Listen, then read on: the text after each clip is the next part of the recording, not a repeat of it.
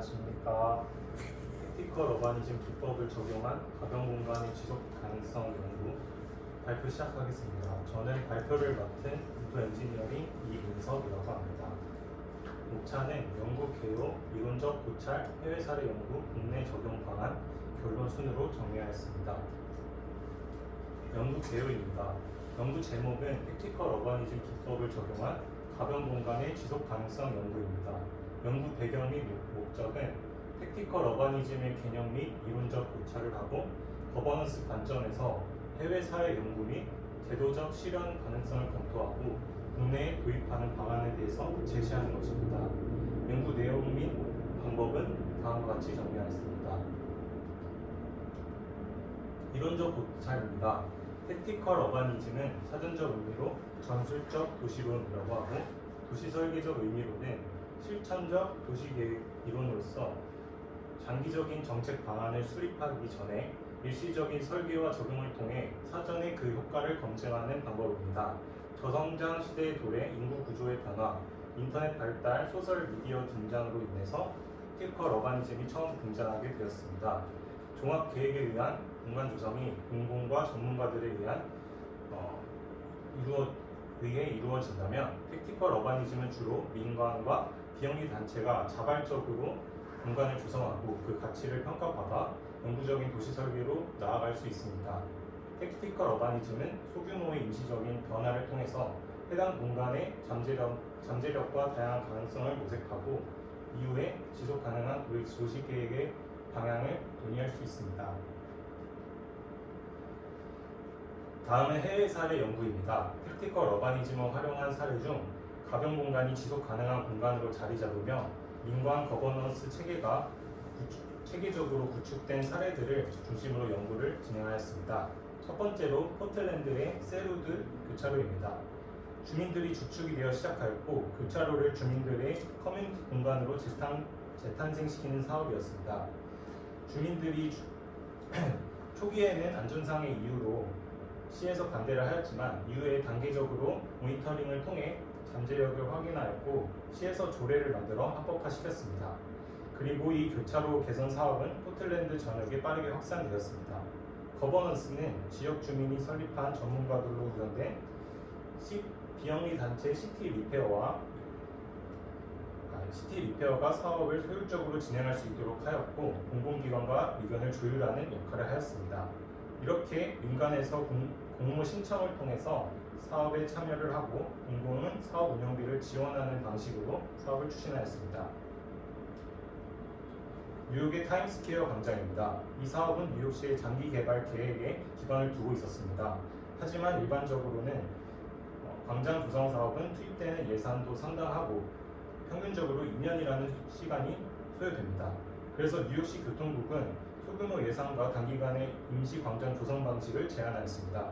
이후 긍정적인 효과를 모니터링하고 단계적으로 광장을 조성하였습니다.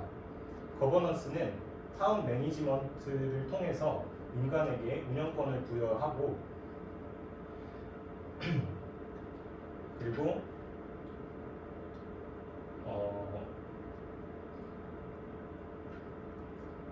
공공에서는 뉴욕 교통국에 공공공간 사업부를 신설해서 대응했습니다. 그리고 민간과 동행광장 사업 협의를 하고 관리 및 운영을 위한 계약을 체결했습니다. 다음은 샌프란시스코의 파크렛입니다. 파크렛은 택티컬 어바니즘 기법을 통해 도로변 주차 공간을 주민들의 휴식 공간으로서 전환하는 것을 의미합니다. 레바라는 디자인 회사가 주차 공간에 작은 공원을 조성하는 프로젝트에서 시작되었는데 이 프로젝트가 관심을 받게 되며 샌프란시스코의 시의 지지를 받게 되었습니다. 이후 샌프란시스코 시는 파크렛의 공식 매뉴얼을 제작하고 파크렛을 설치하는 기준을 수립하였습니다. 거버넌스는 지역 주민 비영리 단체나 사업가가 공공의 파크렛 신청 및 비용을 지불하고 공공은 사업 선정을 하고 가이드라인을 제공합니다. 파크렛 프로젝트는 공공성이 큼에도 불구하고 민간 부분의 사업으로 간주하고 있기 때문에 민간에서 비용을 100% 부담을 하지만 사업 시행은 반드시 시와 협업을 통해서 진행을 합니다. 이를 통하여 사적인 이익을 위해 공공공간이 전용되는 것을 방지할 수 있습니다. 다음은 밴쿠버의 뷰트 록슨 거리입니다. 밴쿠버시도 거리를 공공광장으로 임시 조성하는 사업을 진행했습니다. 그 결과 지역 주민 상인 그리고 방문객들의 만족도가 굉장히 높았고 교통체증 감소 등 긍정적인 결과를 얻을 수 있었습니다. 그래서 밴쿠버시는 그러한 잠재성을 바탕으로 영구적 광장 조성을 진행했습니다. 거버넌스는 밴쿠버시에서 비바 밴쿠버라는 공공 플랫폼을 설치하고 비바 밴쿠버가 임시 광장 조성을 하고 운영하고 다양한 프로그램 등으로 지역의 커뮤니티를 증진시키는 역할을 했습니다. 또 비바 밴쿠버는 민간과 협력하고 공공에게 분기별 성과를 보고합니다. 그리고 공공은 재정적 지원을 합니다.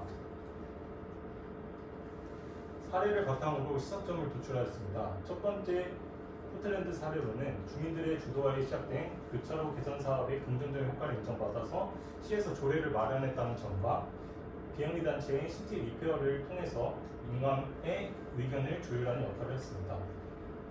뉴욕의 사례는 공공공간 사업부를 신설해서 대응했다는 점과 타운 매니지먼트를 도입해서 비영리 단체 운영권을 부여했다는 점입니다. 세 번째는 샌프란시스코는 공공공간임에도 불구하고 민간 사업으로 간주했다는 점과 100% 지원자의 부담으로 설치해서 공공기관의 재정적 부담을 줄였다는 점입니다. 네 번째는 밴쿠버시에서 설립한 비바 밴쿠버 플랫폼을 통해서 택티컬 어바니즘 사업을 지역 파트너와 활발히 추진했고 지속적인 모니터링으로 밴쿠버시의 정책에 포함시켰습니다. 다음으로 시작점 바탕으로 국내 적용 방안, 국내 거버넌스 구축 방안에 대해서 소개를 냈습니다. 먼저 지자체와 지역사회의 중개 역할이 필요합니다. 효율적인 운영 및 관리와 민관의 책임을 적절하게 분배하는 기능을 합니다.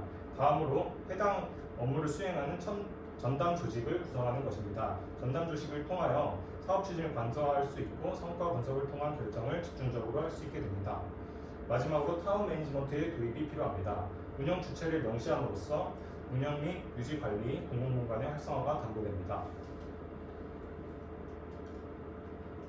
이러한 소개를 바탕으로 다음과 같은 거버넌스 모델을 제시해 보았습니다.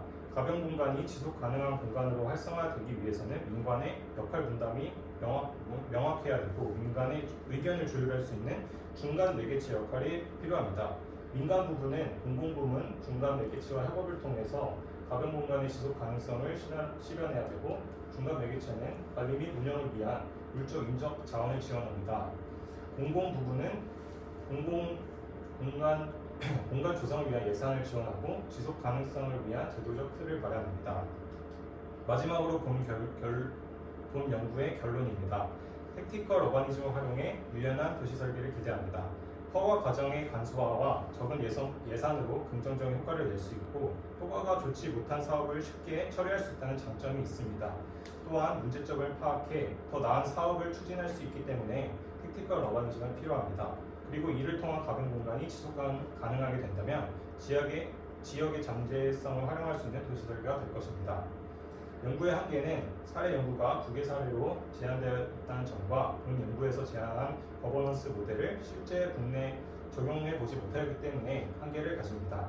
그래서 향후 설계 실제 적용하였을 때 문제점에 대한 검토가 필요합니다. 이상으로 발표를 마치겠습니다. 감사합니다.